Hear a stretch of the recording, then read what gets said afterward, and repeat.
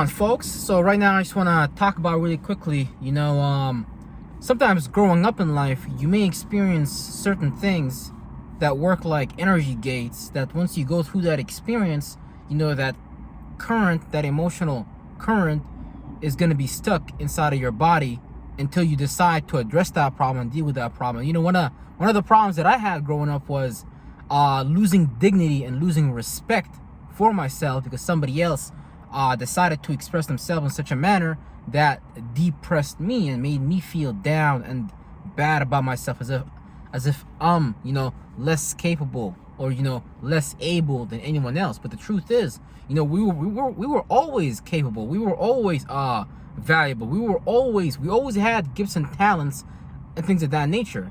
But the thing is, when an external source, for me it was a religion. I could blame it on bad parenting. I could blame it on lack of empathy. I can blame it on lack of understanding. But at the end of the day, I am above the age of 18. And so if you're like me, above the age of 18 or you're younger, I would like to invite you to address this lack of emotional security that has come forth from really an external source that has imprinted itself so deeply onto you that now it just kind of feels real. Because all it takes, because nothing in physical matter is actually real. Everything comes from a static form. Now that's just how the law of creations work.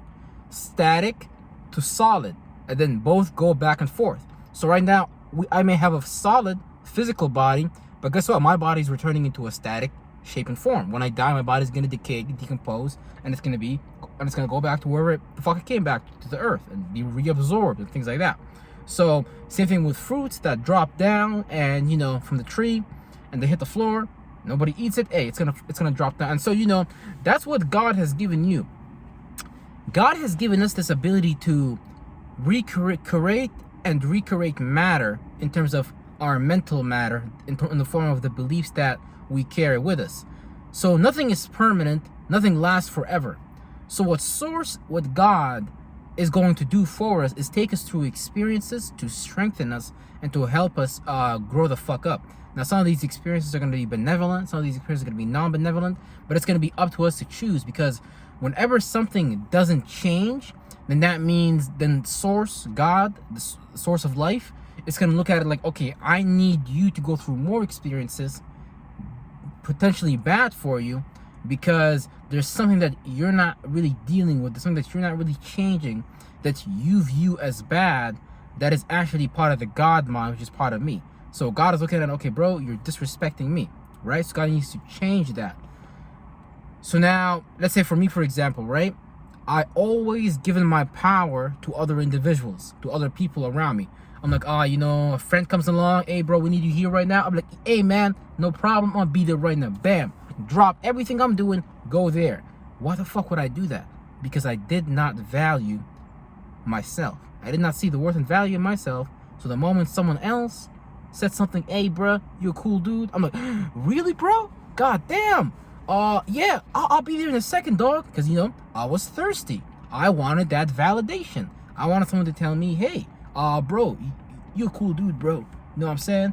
And not knowing well enough that, people trying to see what they can get away with and what they can't get away with. And based on me playing the fool and things like that, now I play the fool on purpose.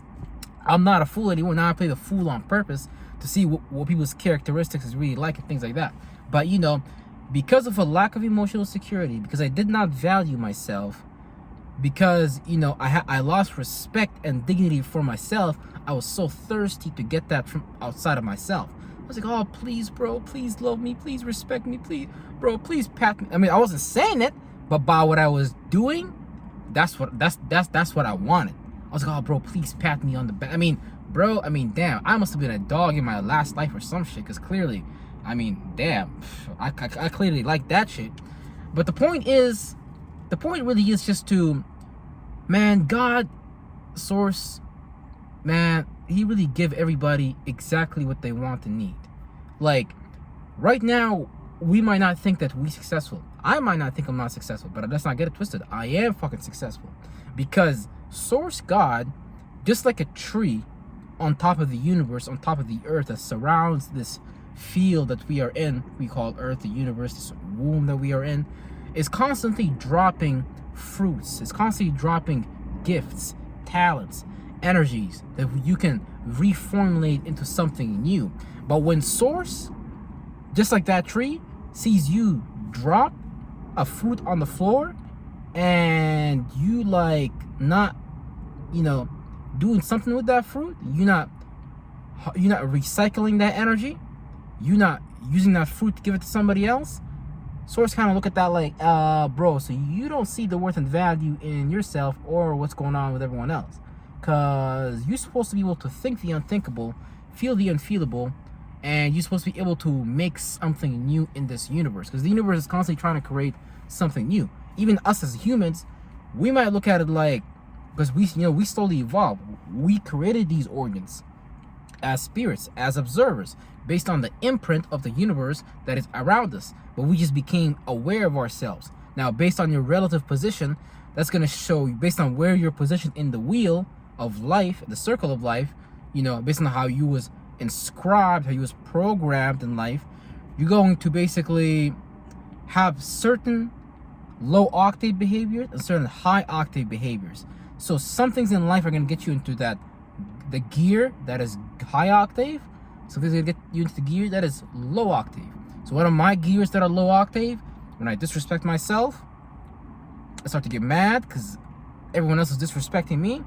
And then I start to, purposely wanting to disrespect everyone around me.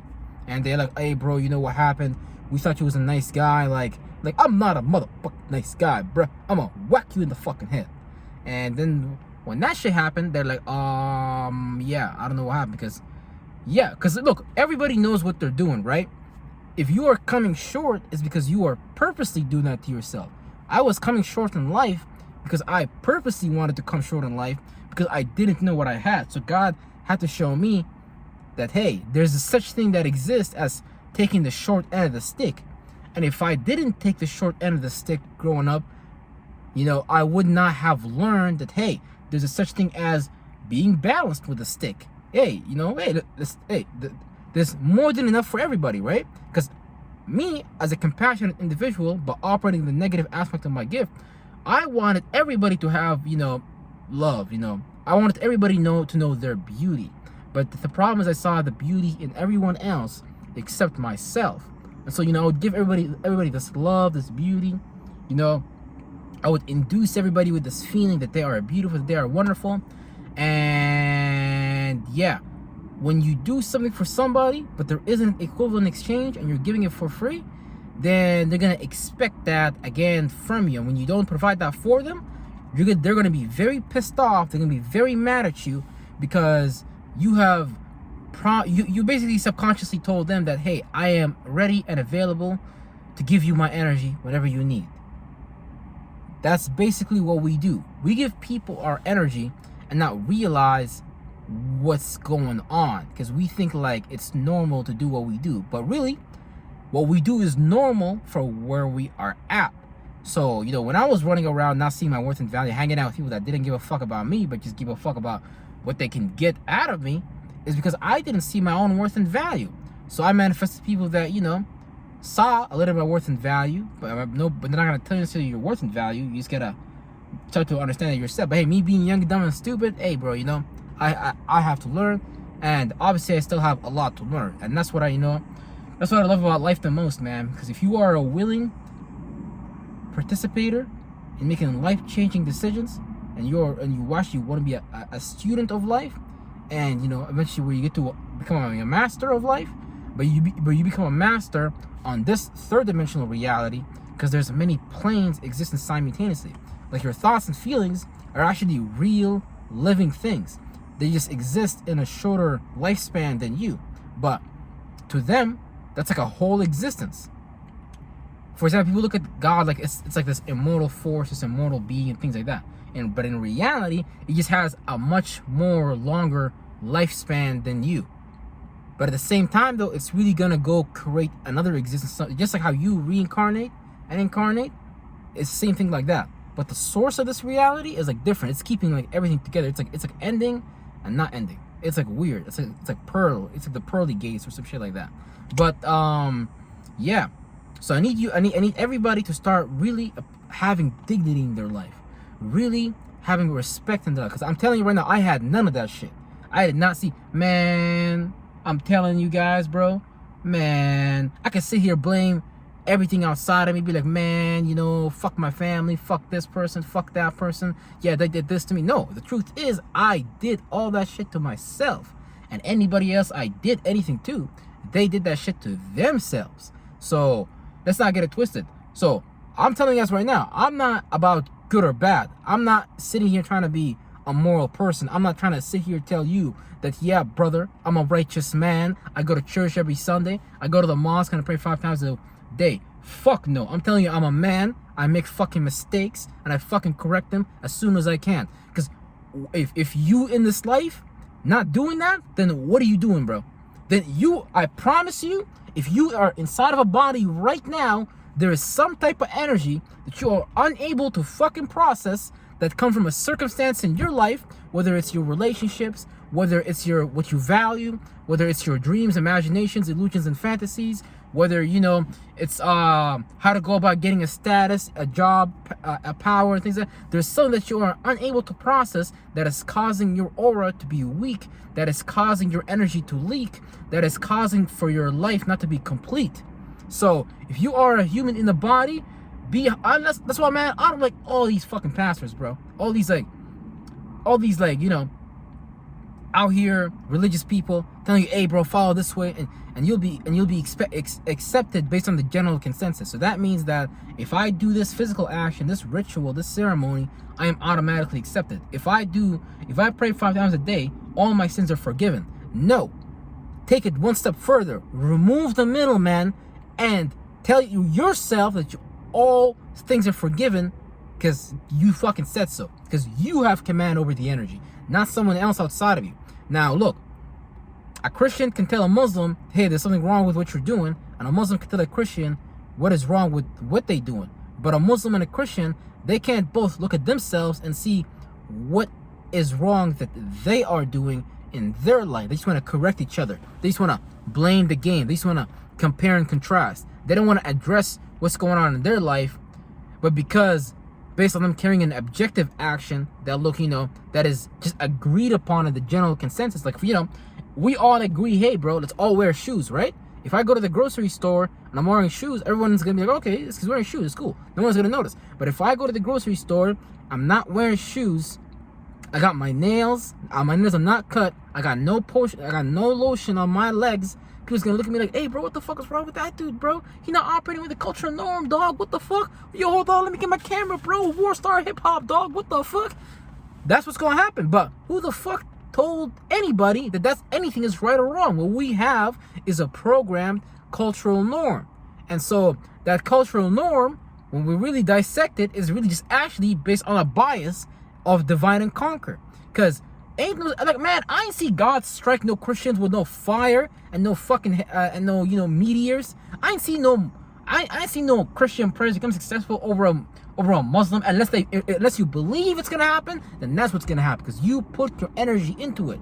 That's why it's gonna happen, not because some God in the sky is gonna make it happen. It's because you participated, because you are a co-creator with a creator, and you made that happen. See, there's a bird outside of my car right now. It's trying to listen to the knowledge, but, you know, I don't blame it. But see, we make these things happen. So that's why the Bible tells you that no weapon formed against me will prosper. All who rise up against me will fall. Now, I'm not no damn Christian. I understand that what the Bible is. The Bible is just an allegorical book based on numerology, which is just magic numbers that deal with how points of references interact and what type of circumstances that will produce. So if I'm somebody who already overcame something in my life, I can make an allegory about, you know, or a sentence or a paragraph or an essay about how I overcame, let's say, you know, being a short midget in 30 days. So if I was a short midget and I became a non-short midget in 30 days, I gained 10 inches, whatever you need to not be a short midget, then, hey, you're gonna be like, okay, he saw the problem, he went through the problem, and he has a solution. So let me go read that allegory, because I know I'm dealing with that too. So if you're watching this video, it's because you got the same problem as me.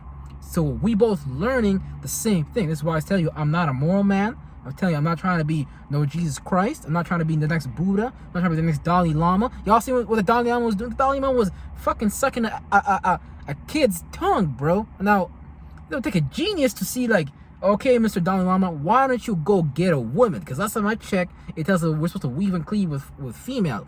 Last time I checked, the penis is designed for the vagina. So therefore, it's based on a natural design. Therefore, these things interweave, and therefore, there's a chemical interaction that is benevolent, that is depending on how you approach it and things like that. So why is the Dalai Lama doing that, and why are they showing us that, and why the fuck is people not looking at the Dalai Lama like he weird?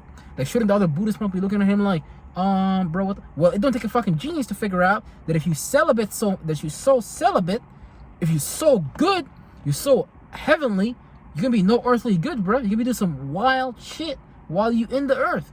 So he out here thinking of little boys, little kids. Now, to him, that might not be wrong. To me, that's fucking wrong, bro. What are you doing trying to interact with a kid like that? The kid don't know what the fuck that is. The kid, like what?